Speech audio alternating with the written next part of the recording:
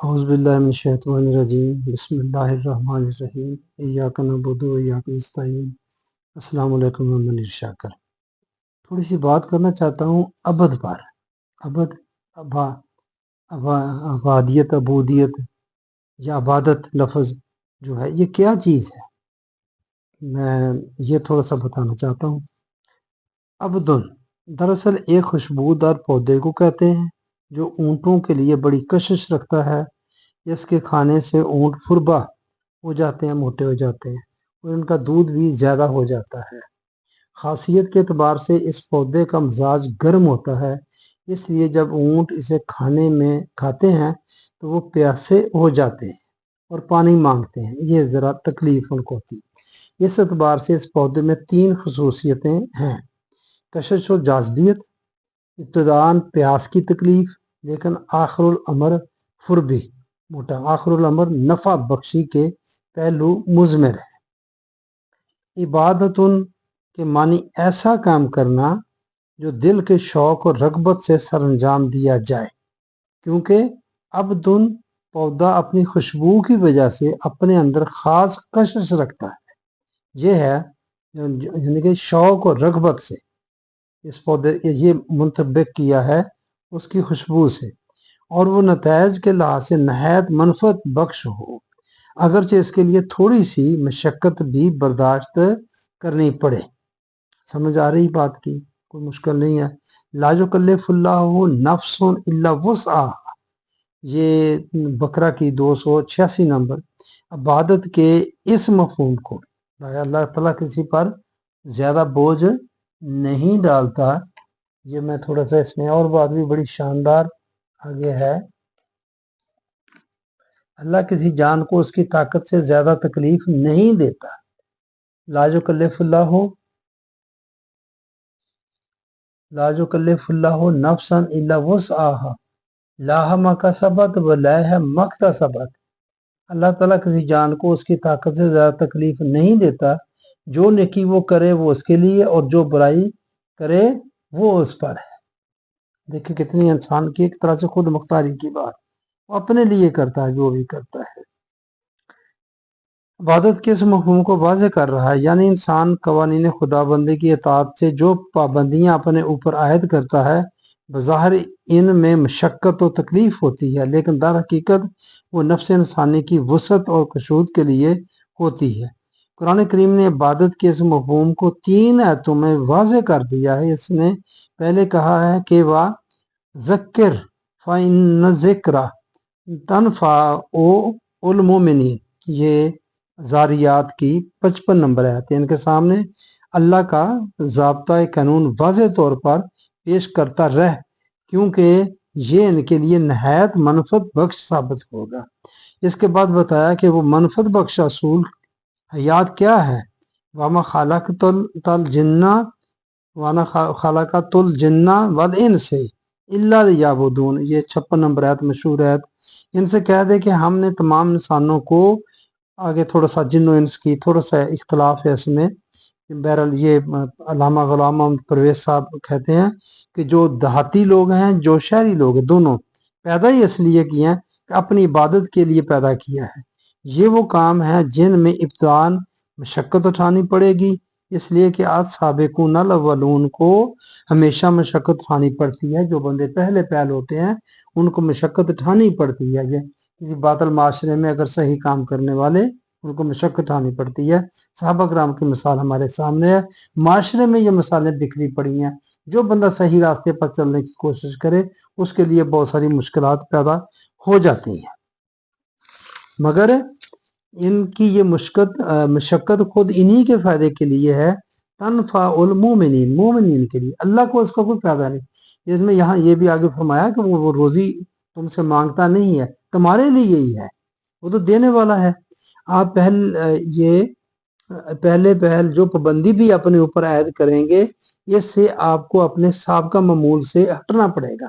یہ تکلیف یعنی کہ جب بندہ اپناتا ہے اللہ تعالیٰ کے احکامات تو ظاہر ہے کچھ چیزیں اس کو چھوڑنا پڑتی ہیں، وہ پابندی میں ایک طرح سے آ جاتا ہے اور یہ گراں گزرے گا۔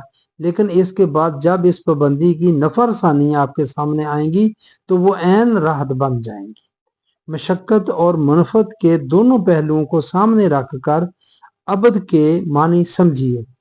तबीदुन के मानी है ऊंट, या गौर तलब बात है, ऊंट या घोड़े को सधा कर जोतने के काबिल बना देना।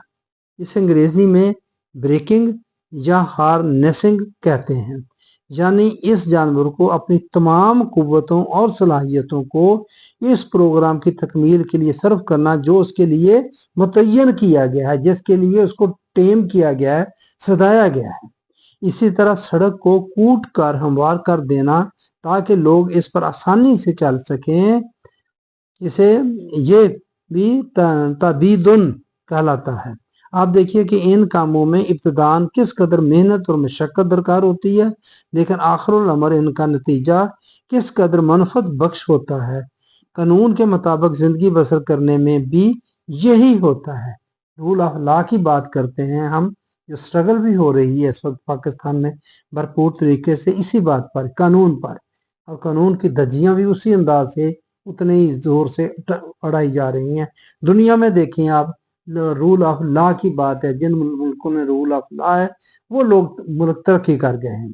खैर, यहाँ लिहाजा इबादत के मानी ये हैं कि इंसान अपनी तमाम कुव्वतों और सलाहियतों को, वो जिस तरह घोड़े को सदाया हुआ है, जब ये सदाया जाता है, सदाए जाने से क्या मुराद है, जब ये ईमान ले आता है, सलाहियतों को सरकश व बेबाक रखने की बजाय कवानीन खुदाबंदी के कालब में डालकर एक सदाए हुए घोड़े की तरह मनशाए खुदाबंदी के मुताबिक सर्फ करे, जिसका नतीजा सर्फ करे ऐसे नहीं जिसका कोई पता ही नहीं, सामने कसौटी नहीं, जिसका नतीजा मनफत आमा होगा, दूसरों को फायदा होगा, उससे नजर आना चाहिए, पता होना चाहिए।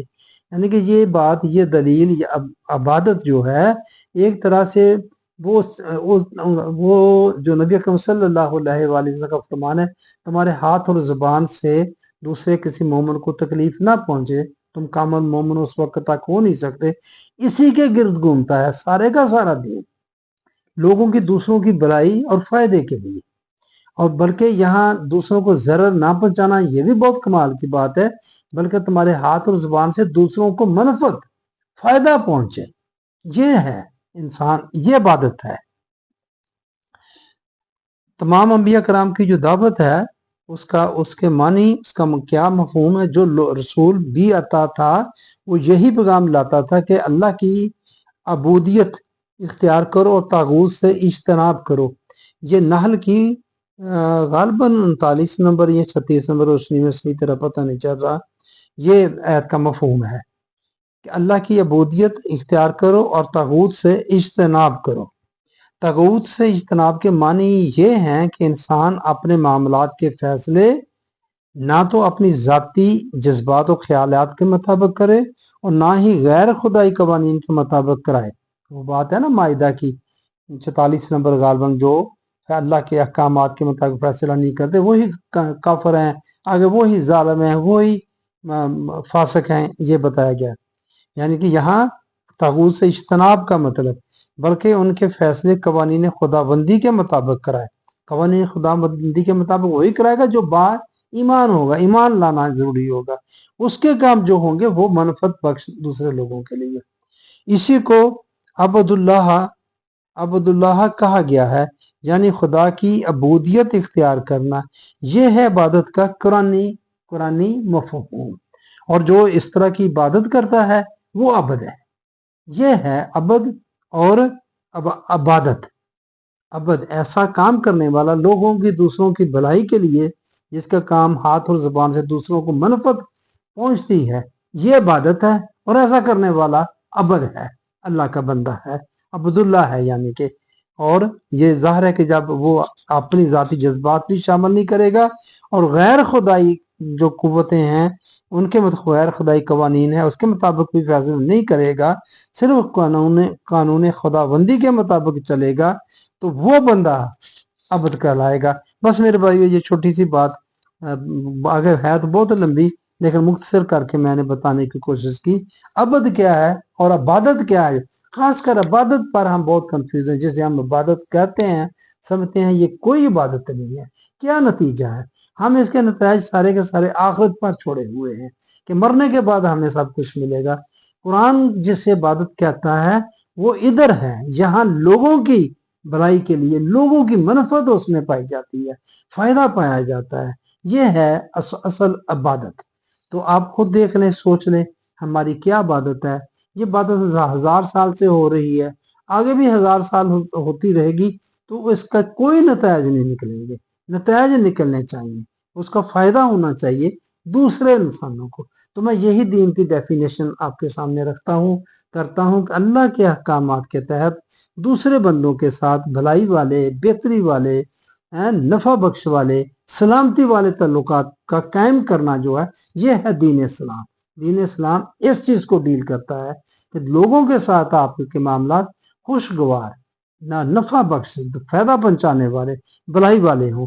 تو بس میں یہ اتنی سی بات آپ کے سامنے رکھنا چاہتا تھا کہ عبد کیا ہے اور عبادت کیا ہے.